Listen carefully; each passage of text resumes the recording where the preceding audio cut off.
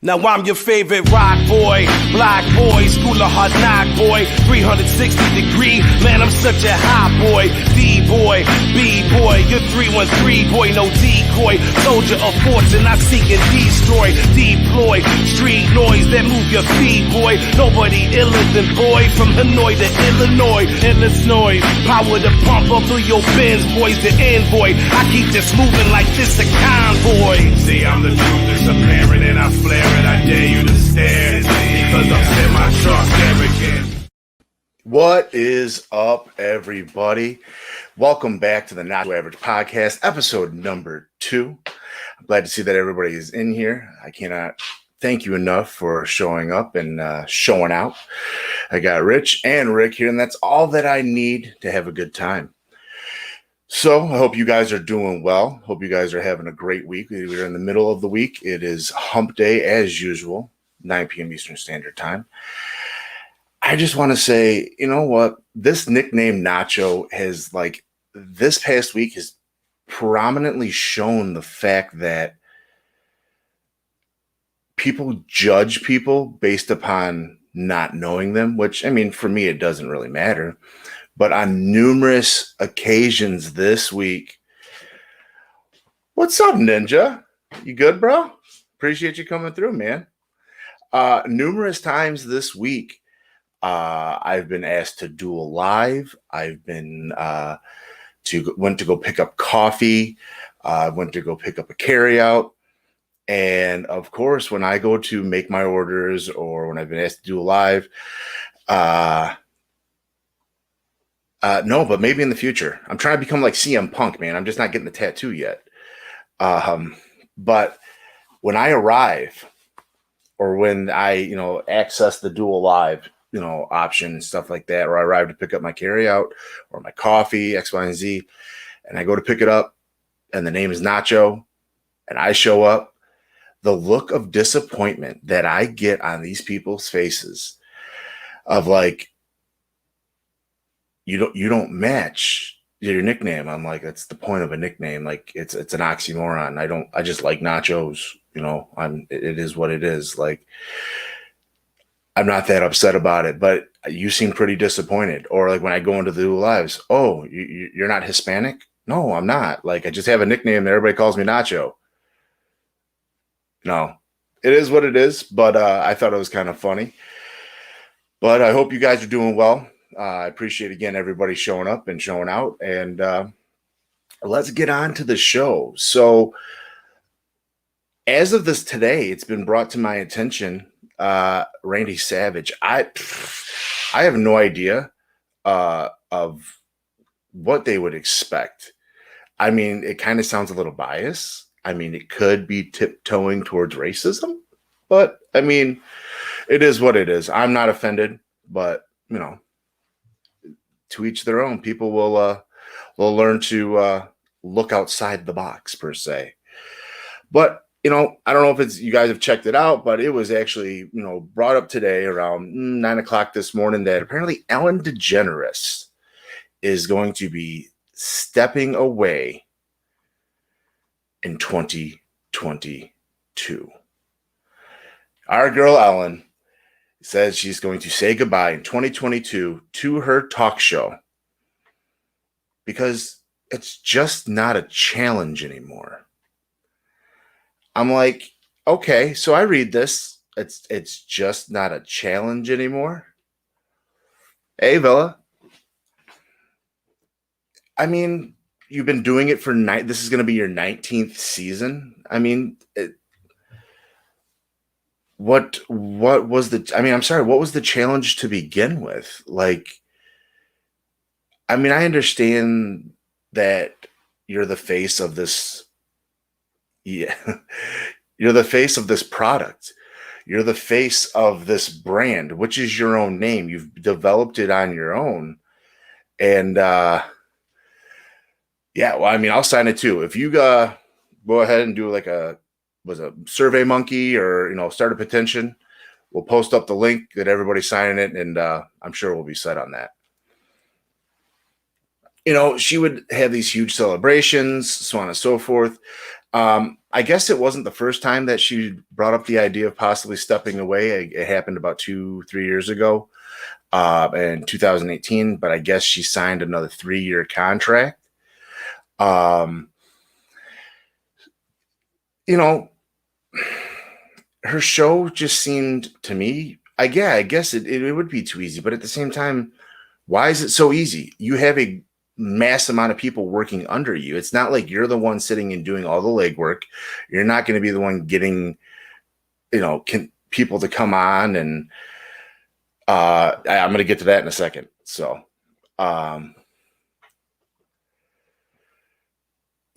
Rick, she might be, but she showed me her meat the other night for her prime rib. Oh my God. Oh, looked so delicious. Looks so delicious. But yeah, so she signed a 3-year contract, about 2018 for another 3 seasons. We do know, as Vela just mentioned, that she can't take the heat for being a dick. That happened about 2019, where she was accused of fostering a toxic work environment. In the wake of those allegations, 3 of the show's executive producers were fired. I know when she came back this recent season that she apologized greatly, and she was sorry for those who were affected. She admitted that she was in a position of power and privilege, and that it comes with a responsibility, and she takes responsibility for what happens at her show. So, I mean, in lieu of the light, maybe she just wanted to, run out the contract. Maybe, she's aired over 3,000 episodes. She's had about 2,400 interviews that she's done. I guess it was kind of exciting when I watched it a little bit in the very beginning. It wasn't anything to me to write home about. She did some great things. One of the funny anecdotes that I found about, the Ellen show, she actually came to Detroit. Appreciate it, Maddie. And donated a lump sum of money to a principal that was running a elementary school here in Metro Detroit. Well, it wasn't Metro Detroit. It was actually DPS, so Detroit Public Schools. It's an elementary school that's directly across the street from Michigan's Children's Hospital. Well, come to find out, this guy had been embezzling all kinds of money on top of what was just donated to him by Ellen. So it's just like, who didn't do the investigation? Who didn't cross their T's, dot their I's, and their lowercase J's? Because, at the end of the day, you're giving money out to somebody who blatantly doesn't deserve it and or need it, and is just taking advantage of the entire system, which is super unfortunate.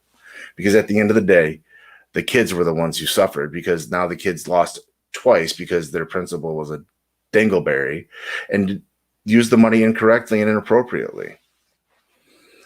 But, who knows what's going to entail for this final season? They said it's going to be a huge celebration, a bunch of surprise guests. At the same time, I don't know. Yeah, no, it's unfortunate, Callie. It's super unfortunate because, even with everything that's going on these days, I had a situation yesterday at the school, and it wasn't even involving money, but it was involving a situation when I was trying to help a student, where this student has admittedly to me, I know I'm going off on a tangent away from Ellen, but the kids come first. Admittedly told me that she had not been in school since before the pandemic began. Okay, so the thing is with our curriculum, it's all across the board. The curriculum's the same. If you go to one school, go to the next. So the idea of a child transfers from one school to the next within the district, they're just going to stay on pace. They're going to stay in tune. They're going to be on the ball to continue their education and their learning experience. So we're on this situation where we're studying on how students, or how our body receives energy from the food that we eat. And we're to a point where we're breaking it down to oxygen, how it's created, how it's burned, carbon dioxide, how it's created, how it's burned, back and forth, photosynthesis, so on and so forth. But again, this young girl, brand new to the school, hasn't even been here 2 days, admittedly tells me, I don't know what I'm doing. Because I nearly said, hey, you should have been studying this at your old school, so you shouldn't be too far off. And she's like, no, I have no idea. I haven't been in school in well over a year, since before COVID began. I said, okay, so here's the deal. The next group can go out and work on their own. Come over to my desk. Let's sit down. Let's work on this together. I know you can pretty much answer most of these by, hearsay knowledge that you probably have off the top of your head. But let's see what we can do. So I had this child sit on the front of my desk. I sat behind it, and we started working on the questions together. She started reading them. I started re-explaining them, using terminology that she might be able to understand better than the elaborate scientific terminology that we're using. And then I had somebody walk by who, I'm not going to point out their stature or, whom they are, but it's not the first issue I've had with this person. But as I'm sitting here in this moment with this child, and the child is grasping the knowledge that I'm providing to her, all of a sudden they go, oh, hey. So I look over, what's up? 6 feet, social distance. What? I'm in this moment with this child who is admittedly struggling. First off, you can't get these kids to admit to even turn on their cameras, to admit that they're having a problem these days, to admit that they need help, that they want help. And I've got her to that point. I've got her buying into what I'm selling her. And you're worried about whether or not I'm 6 feet away from her. Apparently, she has no issue with it because she sat down in front of my desk. Apparently, I don't have an issue with it because I'm still seated here. So, mind you, at this point, the student had left the room with another staff member who called upon them. And now I'm discussing this with this coworker of mine. And I go, so why do you have the issue? Mind you, this person is infamous, will be standing in the hallway, screaming at the students, 6 feet social distance, 6 feet social distance, but then will walk into a classroom and be up over the shoulder of the student, making them visibly uncomfortable. Like, why are you in my bubble? So I brought that to their attention, and all I got was the deer in the headlights look, like, what do you mean? You know exactly what I mean. You're part of the problem. Trust me, nobody wants to be wearing these masks. I don't want to be wearing the mask. I don't want to have to be socially distancing from my students. These kids are losing a battle in these schools. Before the whole Ellen situation with, the money and the embezzlement, I mean, this has happened years ago, but now these kids are losing again with the education that they're not able to receive. And you're going to try and take this away from this kid who admittedly says they have a problem and that they're losing out already? Bro, kick rocks. Get out of my face. Get out of my classroom. If I need your help, I won't call on you. That's my vent session. I appreciate that. I'm glad you guys could be here for it. But yeah, so apparently Ellen is leaving the show. Sorry about my wild tangent away from Ellen. She's, been infamous. She's done a lot of good things. She doesn't plan to retire from the information that I've read. She has signed a multi-year deal with Discovery on top of the game show she's been doing on NBC. She does the Game of Games, Family Game Night. She's also on the Masked Singer on Fox. And also HBO, she has a show of Ellen's Next Great Designer. So, I mean, at one time, she may take you up on it, bro, but she's batting for the other team. But I digress. So yeah, which brings me, she never really did it for me. Like I said, the show was cool to begin with because she was this face that, brought this excitement, but then it was very redundant. The same thing over and over again. It's probably best, but again, the reasoning of it's not difficult or it was just too easy. It's supposed to be easy because you are a face that have multiple people working for you. Again, you're not doing the legwork. You're not sitting here researching stories to do. You've got other people doing it. You're not sitting here coming up with graphics that you need for your show. You've got other people doing it. You're just sitting there and basically, why am I not surprised by this statement? Why am I not surprised by the statement? I mean, I'm not surprised because you and I are the two dudes that went to White Castle on Valentine's Day together because neither one of us had somebody. But no, that's neither here nor there. But yeah, it's just, I don't know. I guess the reasoning of it's just not that difficult. Well, I mean, it was just too easy. You have people working for you. It was supposed to be easy. Your job was supposed to be, and I'm sure you didn't even ask the interview questions. They were written on a card for you.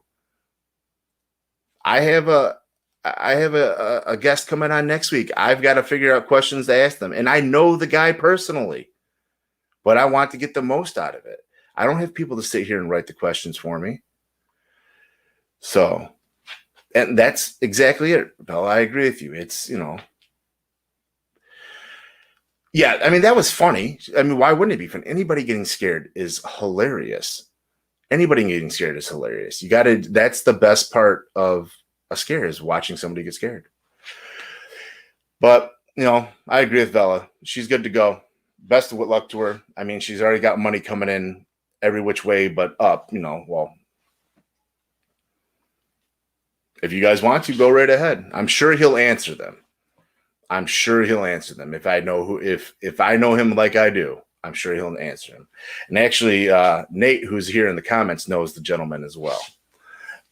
Which, with this being the end of Ellen, we can go ahead and push on through to our next topic of Mr. Timmy Tebow. Mr. Timmy Tebow, the man of God himself. If you guys haven't heard already, there is a giant uproar in the NFL right now that Tim Tebow has the option or the luxury of possibly signing with the Jacksonville Jaguars, who, if you don't know, is coached by his former collegiate coach in Urban Meyer, who most recently retired from The Ohio State University. Yes, Tebow time. So it brings me to my question. What makes him so special to get the job? I'm not discrediting the guy whatsoever. The man was a talent, but he hasn't set foot on a football field in almost 10 years. 10 years. He hasn't set foot on a football field. He's been playing for the minor league system of the Mets. I mean, I know there are people in here who are Mets fans. I mean, I only know about David Wright, Mike Piazza, Mets. That's all I know about. Timmy Tebow, Mets. I mean, again, he never set foot for the show, but he was cleaning up in the minors, from what I understand. But 10 years removed from performing at the highest level of you could. And I guess there's reports that they worked him out. He's not being brought in as a quarterback. He's desperate. I don't know about if he's desperate. I mean, because he's not hard out for money. I mean, God's on his side. Let's be honest. But they're bringing him in as a tight end. And this is something that was brought to fruition and brought up years and years and years ago before he even left the league in 2012, that he should switch to tight end. That was one of the things, even when he was going into the league, is that he should switch to tight end.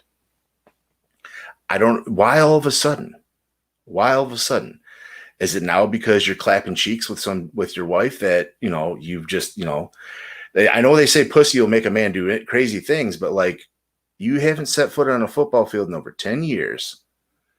And now all of a sudden you're going to go to the position that everybody said you should have gone to begin with if you wanted to stay in the league. Or is it the situation where they said Urban Meyer and him have a father-son relationship. Now, if that's the case, if this isn't about who you know and not what you can do, this is a blatant, idea at it. I mean, maybe Urban wants him for the things that Tony Romo was doing with Jerry Jones. I mean, who knows? I mean, the best joke, though, about this entire situation that's currently going around is that once he signs, he says, the joke is, mind you, it's a joke. It's a joke for those who may be watching this on replay and get all offended by what I'm about to say. And I'm not the one that said it. But the joke is that he plans on wearing number 81 in honor of Aaron Hernandez. And for that fact, even Urban Meyer has provided him with Aaron Hernandez film to get him up to speed.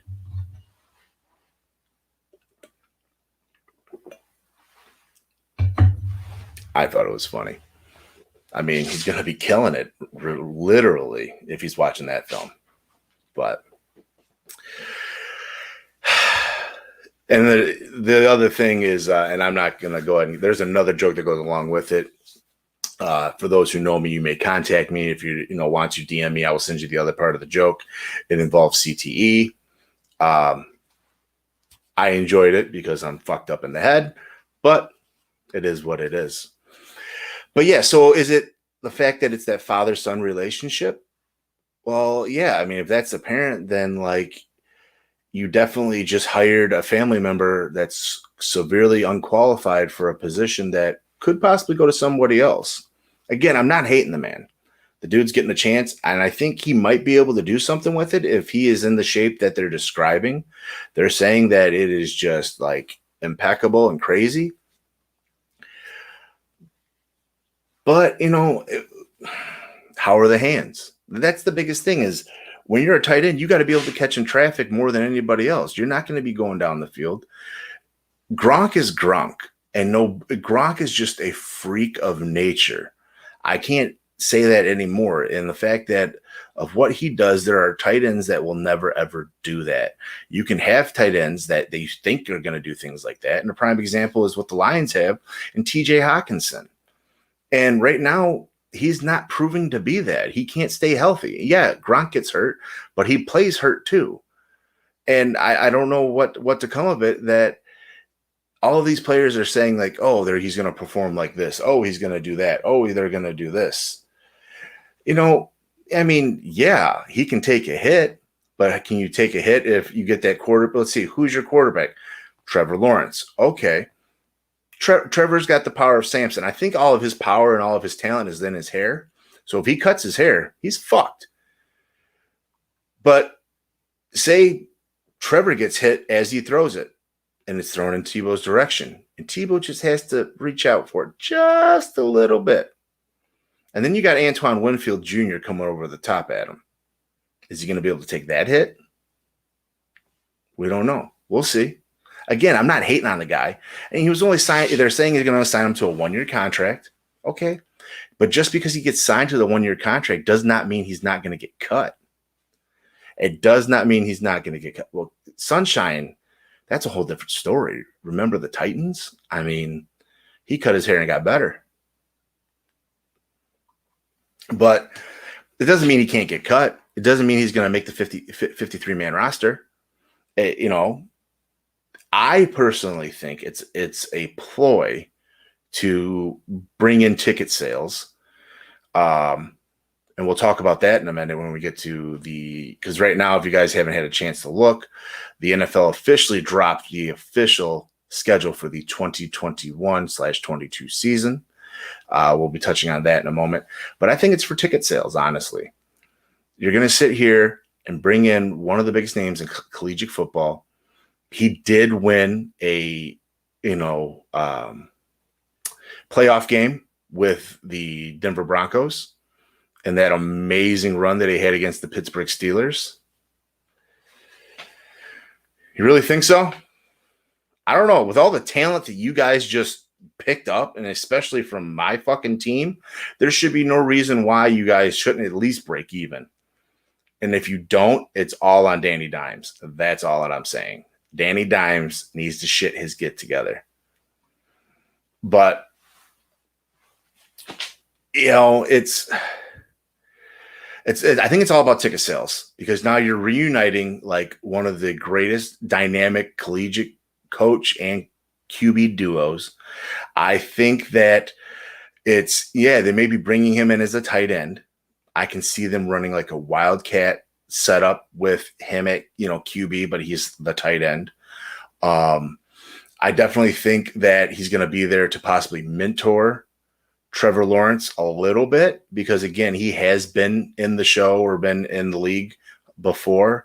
I just don't think the 10-year time span is going to work out in his favor. How are you going to be? I mean, that's like anybody gets rusty after you stop doing things after a little bit. But 10 years, that's a lifetime. I mean, shit, what was I doing 10 years ago? 10 years ago was 2011. Yeah, I was drinking a lot and not sleeping. I mean, but I was good at it. But now I have a beer and I'm like, oh, I'm hungover the next day. So, yeah, see, you take 10 years off, you're not good at shit anymore.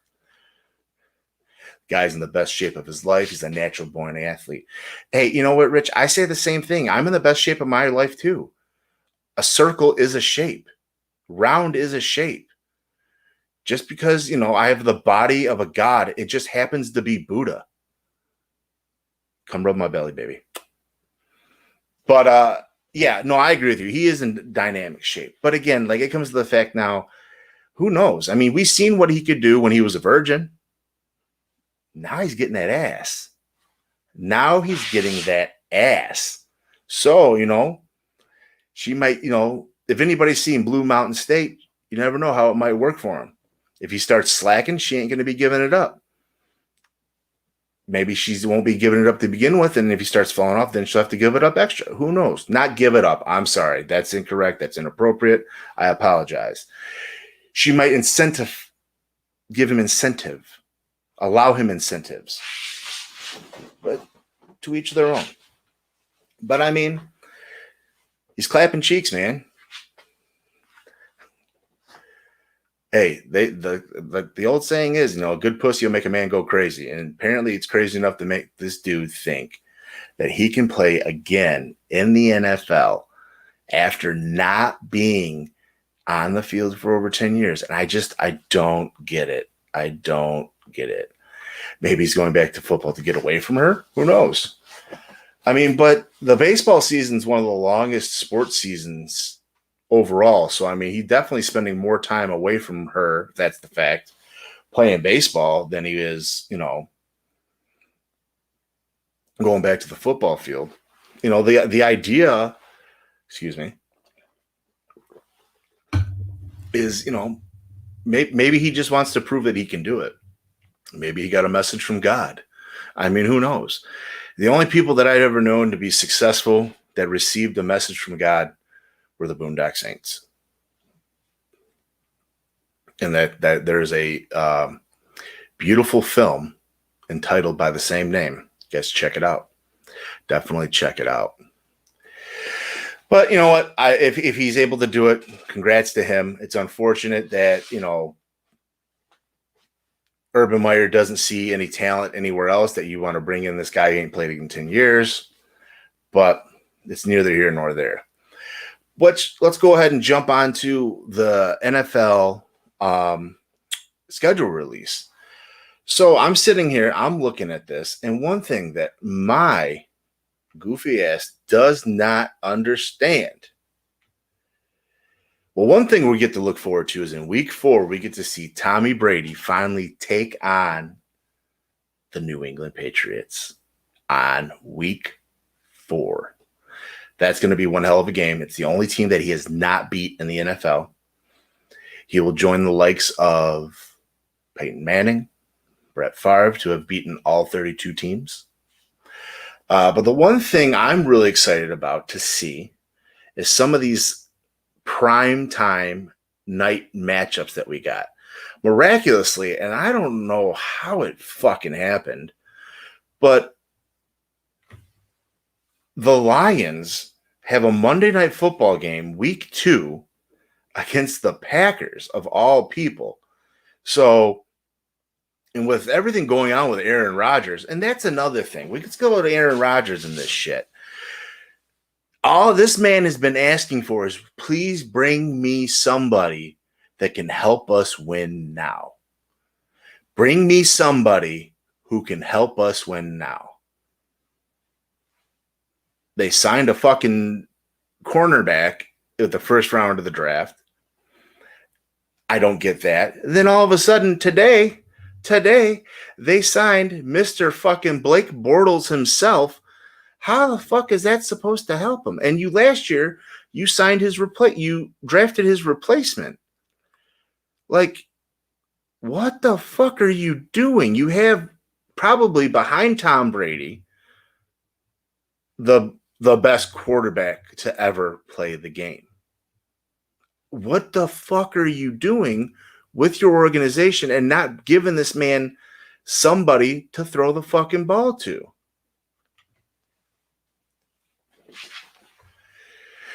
He's gotten all the help anyone can ask for. Stop it. You're bitching, Aaron. Hey, you leave AA Ron out of this. I'm here to defend AA Ron.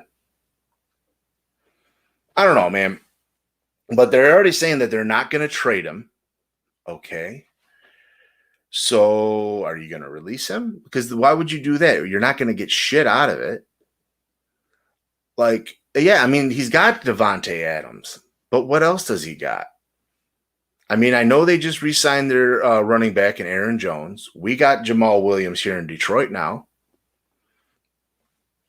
What else are we going to do? Like, what else are they going to do?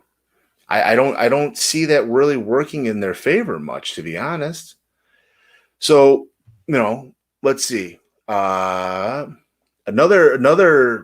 good Monday Night Football matchup that's going to be is Week 17. We got the Steelers and the Browns, which is going to be a nice little matchup. Your Giants are taking on. Yeah, Lazard's going to be really good. Your Giants are sitting here taking on Tommy, Week 11. Think they can pull it out, but you got 2 Monday night games. Jimmy G is with San Fran, who the Lions play Week 1 at home. We'll get to that next.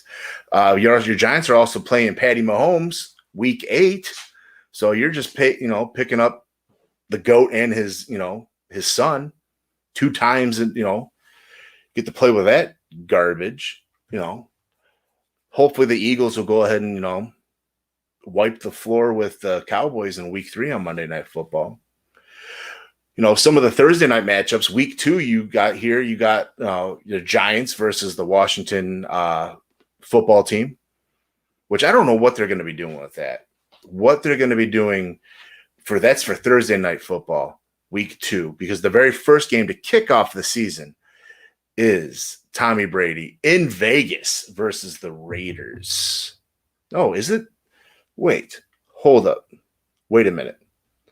I'm reading it wrong here. I am reading it wrong. I do apologize. Let me remove myself. It is Tommy Brady in Dallas against Dak Prescott and them Cowgirls. So that'll be kicking off the season. That'll be a Thursday night game, 8:20 on NBC. But back to the rest of the Thursday night games, the other notable matchups that I'll be looking forward to is seeing the Rams play the Seahawks and see how Stafford's going to be doing out there. And then some of our Sunday night games that we'll be looking at. You got Week 1, you got the Bears and the Rams, which would be good to see. Week 4, that is, Tommy Brady versus the Patriots. Giants ain't got nothing. San Fran's got a few games. You got the Cowgirls and the Washington football team, Week 15. Nothing's on Week 18 because we got 17 games this season. But Week 1, here are these matchups. And I'm going to go ahead and pinpoint my winners now. I'm going to go ahead and call my winners now. We can document it. It is Wednesday, May 12th, 2021, 9:35 p.m. Eastern Standard Time. And here are Nacho's picks for week 1 of the NFL season. We're going to go ahead and start off with the kickoff game on Thursday night at 8:20 p.m. Got the Cowgirls versus the Buccaneers. I don't know why I drew a brain fart, and I'm sitting here looking at the logo. Hands down going to be the Bucs. They've got the same team coming back, even though Bruce Arians has said nobody has a guaranteed spot. Even Tommy Brady himself has to fight for his starting position. I'm going to go ahead and go with the Bucs on that call. Starting that Sunday, we also have the Eagles versus the Falcons. I'm going to go ahead and go with Jalen Hurts, and he's going to go ahead and railroad those Falcons. We're going to come up to the next game. It's 1 p.m. on CBS. We have the Steelers versus the Buffalo Bills. If the Buffalo Bills can keep their defense as good as they are and not get stiff-armed into the ground like Josh Norman did when Derrick Henry came up to him, I think they'll be able to pull it out against the Steelers because Juju's going to be too busy trying to make a fucking TikTok in the middle of the field. Also, the next game after that, we got the Jets, Jets versus the Carolina Panthers. That's going to be a toss-up for me. I'm not really sure who's going to go with that one because it's garbage versus garbage. But I'm going to go ahead and go with the Carolina Panthers to go ahead and trample on the Jets. Vikings versus the Bengals. Hopefully Joe Burrow should be back by this time to go ahead and lead the victory against the Vikings. And to be honest, the only reason I'm picking the Bengals is because they're going against a team in the NFC North. Next, we have San Fran versus the Lions. I have absolutely no fucking idea where I want to go with this on this one. Neither one of us really have a QB or know what our QB is going to look like or has been proven. Yeah, Goff's been to a fucking Super Bowl, but apparently he was part of the problem in LA. But now he's here. The man has actually been worth apparently 4 first-round draft picks because they gave up 2 first-round draft picks to draft him in the first round and then gave up 2 more to send him here to Detroit. And then who knows what's going on with Jimmy G? Like, Jimmy G, he's too busy banging porn stars. Like, he don't give a fuck. And they're a run-first team, so they really don't even need a fucking quarterback. But with everything that we've done and the way our defenses hopefully should look, but apparently our fucking first-round draft pick tested positive for COVID today. And that's, that was early this morning when I first read that. So that was just, a beautiful thing to wake up to, per se, that, our top draft pick tested positive for COVID. I'm going to go ahead and go with the Lions because I'm a homer. Jacksonville versus the Jacksonville Jaguars versus the Texans. Do the Texans even have a fucking quarterback right now? Do Texans even have a fucking quarterback right now? Like, what's going on with Deshaun Watson? I know he's trying to fight all these allegations, but is this shit going to be cleared up by the time the season starts? I doubt it. Who knows? And the way the NFL works is they'll suspend your ass before they even do an investigation. So we don't know what's going on with that. So I'm probably going to have to – Tyrod? Oh, shit. He's almost as good as Fitzmagic, to be honest. He's almost as good as Fitzmagic. Like, he goes into a situation – well, he goes into a situation until a fucking trainer, puts a fucking hole in his lung. But, who knows? Padres are down 5 players due to COVID right now. Yeah, but they got them sick-ass brown and yellow unis. They're still winning. They're still winning in my book with that. I agree. COVID can F off already. I'll say it for you.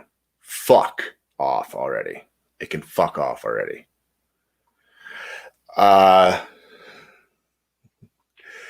Yes, it is, Pipes. Good to see you, sweetheart. Thanks for coming through. Yeah, so you know what? I'm still going to have to go with Jacksonville. I'm going to go with the early upset. Urban Meyer is a fucking magic man. Who knows? I mean, he might get a blowy from Tim Tebow the night before. Stroke of genius. Trevor Lawrence, with his long, beautiful, flowing locks in the hair, will throw 15 touchdowns and call it a day.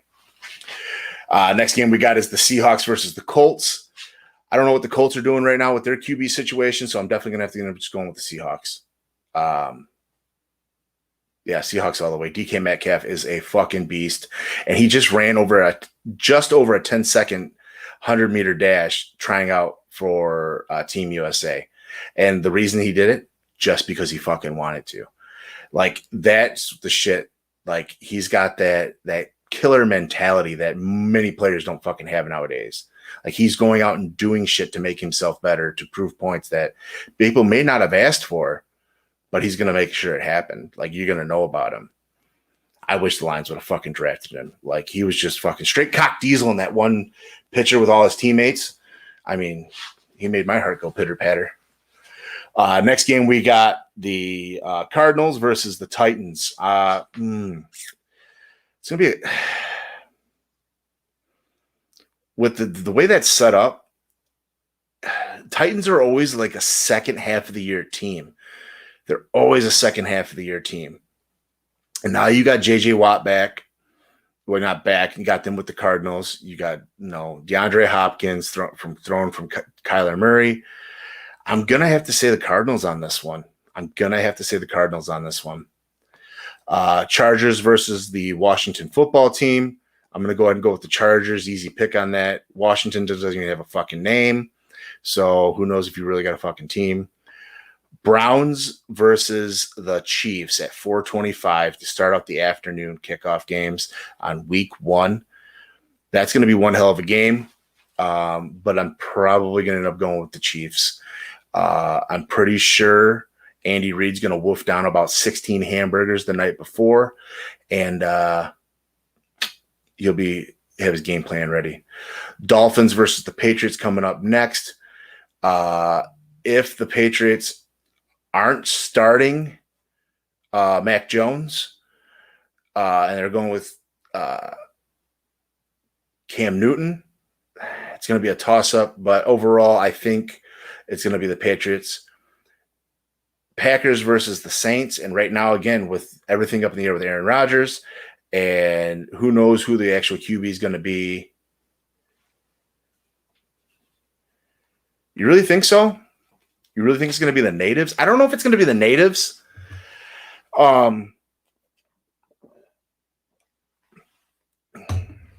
They're gonna. I think they're gonna come in. They're gonna incorporate something so that they don't have to change their colors. And if they do, they'll try to change the color to a different hue or a different shade of that color. I mean, everything about the shades of fucking reds and yellows and grays and shit like that. So, but I don't think Washington's gonna go. I don't know if they'll go the native route. I think they will probably. I think the red tail situation might be something that sticks, or like Arkansas State used to. I think they were. I don't know if they were the Redskins or not, but they were an Indian-esque name or a native or indigenous name that was made to be inappropriate, and they went to the Red Wolves. And a lot of schools do that. So who knows? Maybe the pros will pick up on that. I could see natives, I could see senators, but the Washington Senators, that was the baseball team years and years ago. And I don't think they would end up doing, I don't know if they would go that route though. Because then, who knows? Who knows? They possibly could. You're probably right. You know more than I do. But I mean, why not just go with the Washington Honkies? I mean, it can work. I mean, Hokies. But back to my pick with the Packers and the Saints. I have no idea what's going on, so I'm going to go and pick the Packers anyways. They'll probably end up depending on Aaron Jones to run the ball. Devontae Adams probably won't get much play because I don't know what's really going on with the Saints and their secondary. And then you got Big Blue versus the Broncos at 4:25 on Fox. I'm going to go with Big Blue. Because the Broncos have no idea who or what the hell that they're doing. So, was it Miami University? What were they before? I've always only heard them as the Red Hawks. I mean, because I don't only remember them all the way back to when Roethlisberger was there. But I know Arkansas State was something, and then they changed. I think it was Arkansas State Indians, and they changed it to the Red Wolves. Sunday Night Football at 8:20 p.m. We've got Chicago Bears versus the LA Rams. And seeing as they have no idea, they brought in they just drafted Justin Fields for Chicago. They brought in Andy Dalton, the Red Rocket, or Red Ryder BB gun. But LA's been making moves. They've got Matthew Stafford there. They just brought in Deshaun Jackson. They also just, what's his name? Aaron Donald, Aaron. That dude is straight up a fucking beast. I mean, I think he would, you could send him into, they were the Redskins until 98 or 99, then they became the Red Hawks. Okay. I did not know that. See, that you learn something new every day. But that's also a lot to remember when there was I remember NCAA football, and there was 117 NCAA Division I teams. So not even getting into Division 1A or 2, shit like that. Crazy. But I'm going to go with the Rams on that pick for the Chicago versus the Rams. And then Monday Night Football is in Vegas. I mixed it up earlier in the show. It's not Tom Brady versus the Raiders. It's Lamar Jackson and his Baltimore Ravens traveling to Las Vegas. I can't wait for those chats. I cannot wait for those chats to take on the Raiders of Vegas. Can you imagine what Vegas is going to be like for Monday Night Football week 1? That's going to be redonkulous. Off the chain, just absolutely debauchery non-stop. It's going to be a shit show. And I'm going to be there to watch every minute of it. I'm just disappointed that they got rid of the Monday night doubleheader this year. And I don't know why, if it's because of television time or if it's because of COVID. Now, children. Now. Callie, have you been there yet? I haven't seen it, but I have seen it, but I haven't, had the chance or luxury of going to Vegas lately.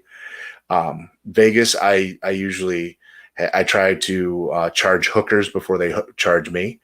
It's one of those things as a small little service fee that I offer them to let them know that I'm worth more than they are. Yeah, I heard that. I actually just read that today. I didn't get to read much into the article, but it'll be pretty sweet. I know Jacksonville's got the pool down in their end zones, but that's another thing. And I don't know what week it's happening, but we got games going back to London this year. We're going back across the water to where apparently it all started before the American Revolution, to play 2 games of American football.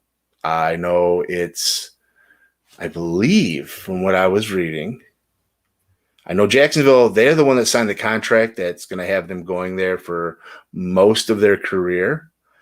But I believe it's them, the Falcons, the Dolphins, and I can't remember the last team. But they will be going across the bay to go ahead and do battle in the gridiron. So that should be pretty fun. I'm excited to see that take place. I'm just honestly excited for football to get back underway. It's how I spend my Sundays. I'm excited. Football is my life. It's my blood. It's my air. Makes me miss it, but I love it so much. I mean, again, I named my fucking child after a Detroit Lion, so good times, good times. So, but with that being said, who knows? Who knows about John Wayne Gacy? If you haven't had a chance right now, there is a amazing 6-episode documentary on the Peacock Network. If you have Xfinity, you can get it for free right now. But if you have a chance to check it out, if you got to pay for it, or if you can try and, I'm not condoning bootlegging, but if there's a way that you know somebody who can get you a copy of it, check it out. It is amazing. It goes inside the head. It goes to personal interviews with John Wayne Gacy himself. But the man himself is back in the news. And not for anything that's resulted of what he was accused of and or charged with for many, many, many years. If you guys don't know, John Wayne Gacy was a prominent serial killer from the 70s. This man, was known, or, hey, thanks for coming. We were talking hookers. Now we're talking about serial killers. They sometimes go hand in hand, but yeah, we're on serial killers now.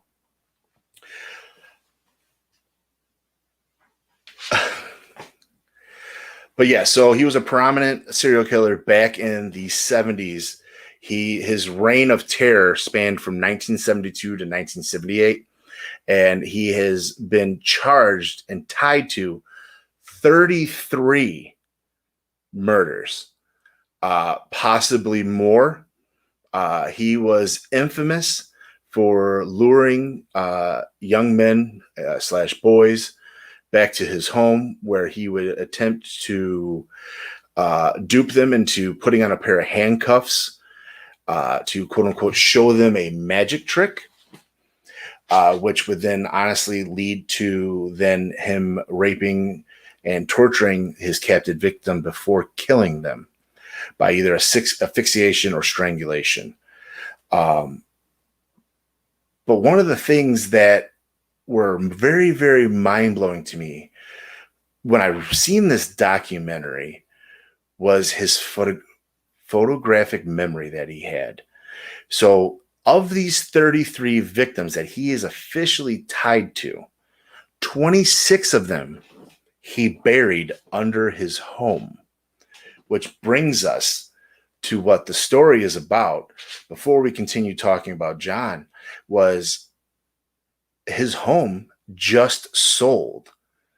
The property just sold. So back in the 70s, when he was committing these murders and committing all of these heinous crimes, this was the home in which the gentleman lived in. This was the home of John Wayne Gacy in Illinois. Okay. Honestly, it looks no bigger than a 1,100 square foot home, small little ranch. So what he was infamous for was, again, when he would kill these victims, he actually owned a company called PDM Contracting, and he would hire people to do things. Some of his employees were actually some of his victims, but he actually had a couple of employees he had come over and he would have them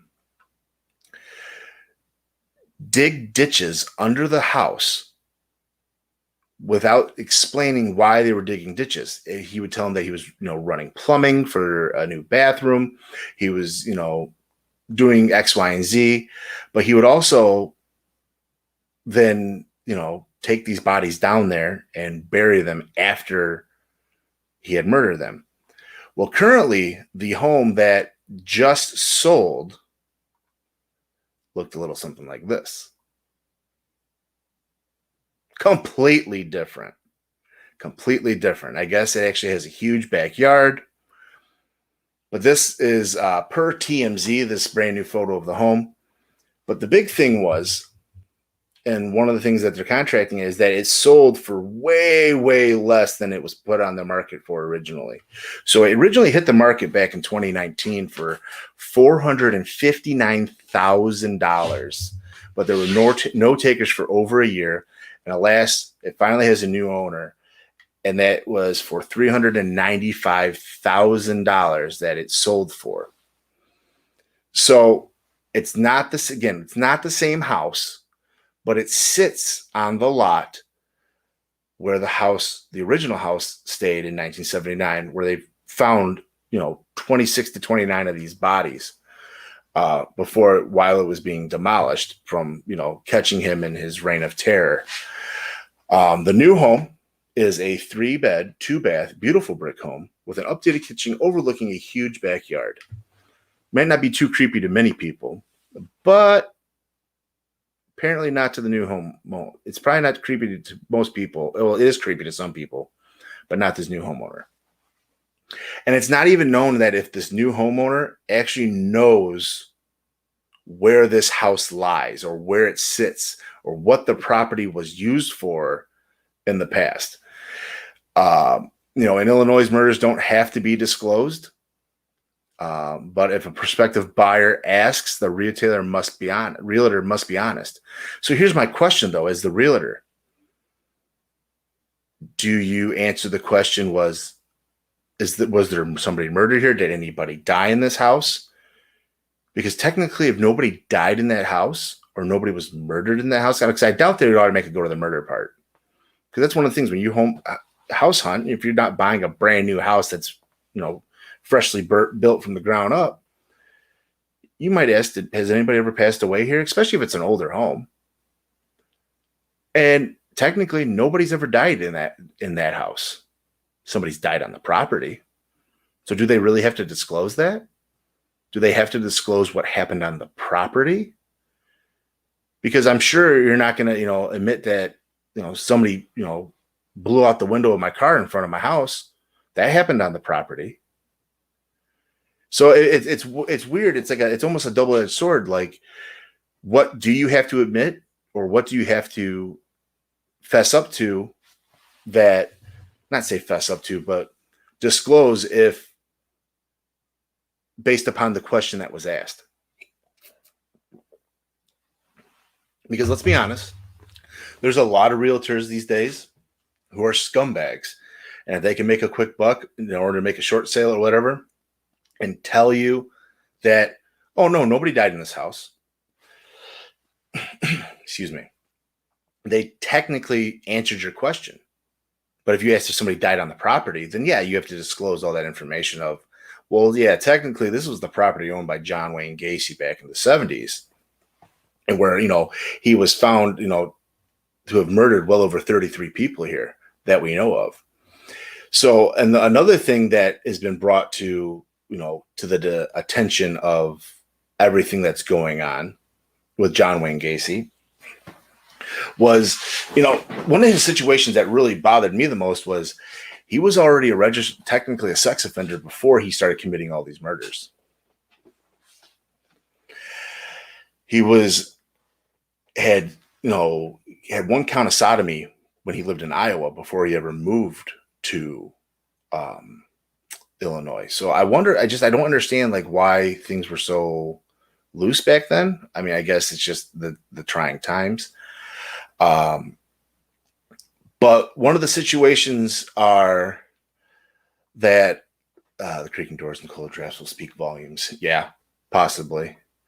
And the pipes, I believe that they can lose their license, but I mean, let's just be honest. There are a lot of shady characters out there, and you never know.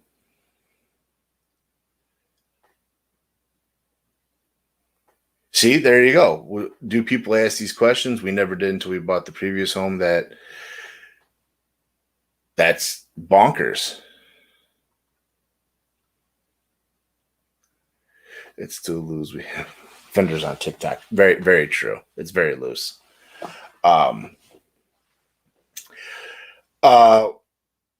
So yeah, but it's funny when he actually got caught. So back when his reign of terror per se ended back in 1978, which was the date he was apprehended was December 21st, 1978. He was saying that he murdered up to upwards of 45 people, but they've only been able to ever track down 33 of the bodies. So there was 26 to 29 under the house, and to a point where he was able to draw police a diagram to exact specifications of where and how he layered each body under the home after he killed each person. But he ran out of room to a point that he had to start throwing them off over a bridge.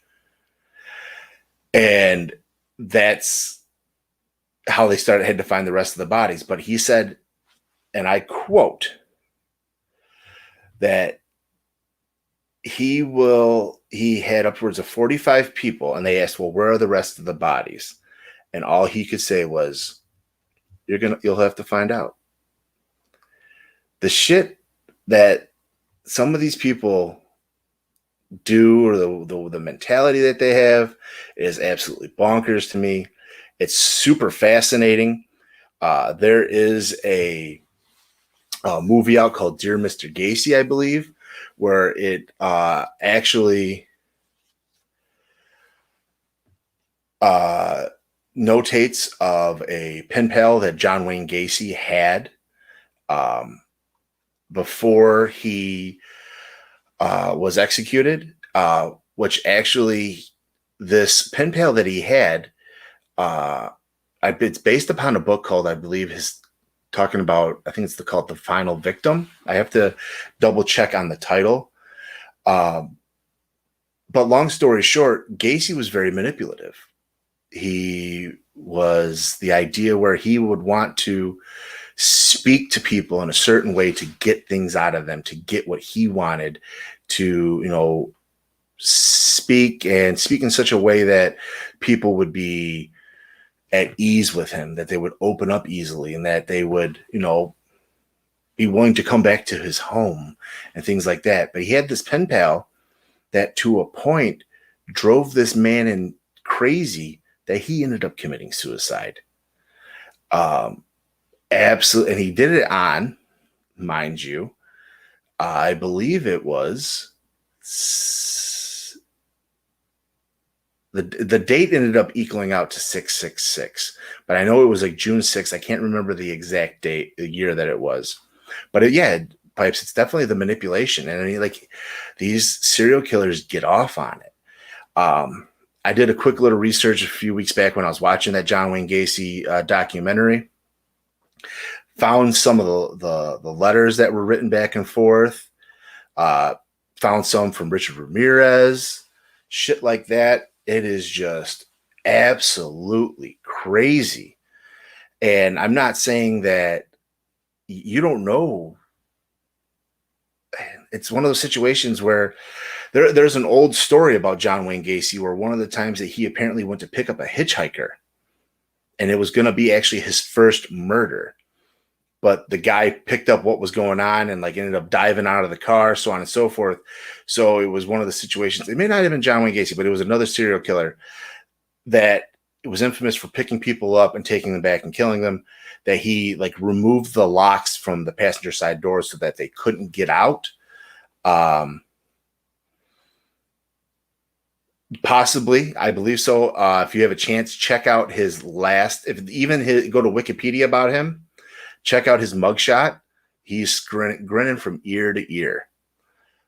He's a straight creep. I mean, he was known as a serial killer, but known as the Killer Clown, because we do know he used to do charitable events as Pogo or Patches the Clown.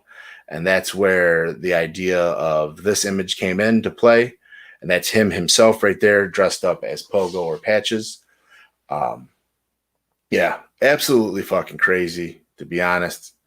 You never know who you're dealing with these days.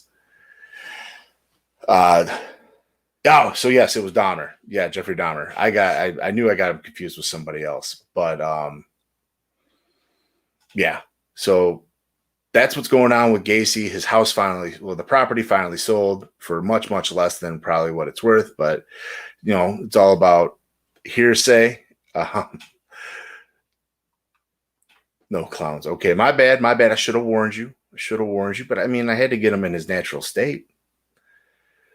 But yeah, so that is John Wayne Gacy and his property selling for much less than what it's worth. But this whole story now correlates to the guest that I got coming on next week. This gentleman that I have coming in next week is a very, very close friend of mine. Another gentleman that was here in the chat, Nathaniel Birchfield. Nathaniel Birchfield is a friend of mine from college, as well as this gentleman. I'm going to go ahead and, put his picture up. And I'm going to introduce you guys to Big Mike of Pickaxe Preacher. So next week, Big Mike's going to be coming in. We're going to be hanging out, chit-chatting a little bit, telling us a little bit about his band. But the big main reason that Mike is coming to hang out with Nacho is back in 2014, Big Mike threw a party. It was a Halloween party. Unfortunately, by the end of the night, Mike was the main suspect in a murder that took place at that party. And he's going to come in and tell his story. So with that being said, people, we got Big Mike coming in next week. Should be a good time. Yeah, Nate, Big Mike, Tiny's coming in. So make sure you tune in next week. So he's going to come in and tell his story about being the main suspect in a murder and how it all panned out back in 2014. It was a really big situation here in Michigan. It was very unfortunate. Yeah, it's going to be very exciting, Vela. To actually hear it from his mouth, so on and so forth, I think it's going to be my best show yet. They're only getting better. But yeah, so Big Mike's going to be coming in next week. We'll be covering more stories. Please tell me you don't realize you didn't know about this. You didn't know about this. Nate, what am I going to do with you, man? What am I going to do with you? But thank you again, everybody, for coming in and enjoying the Nacho Avg Podcast, episode 2. Again, I can't thank you guys enough for joining me tonight. It's been a roller coaster of a ride. I look forward to seeing you guys next week. Again, we'll have Big Mike here from Pickaxe Preacher tell us a little bit about his band and his story about being a suspect in a murder that happened on his property at his home at a party that he threw. So with that in mind, good people, I will bid you adieu. Stay healthy, stay safe, stay out of trouble, and I will see you guys next time.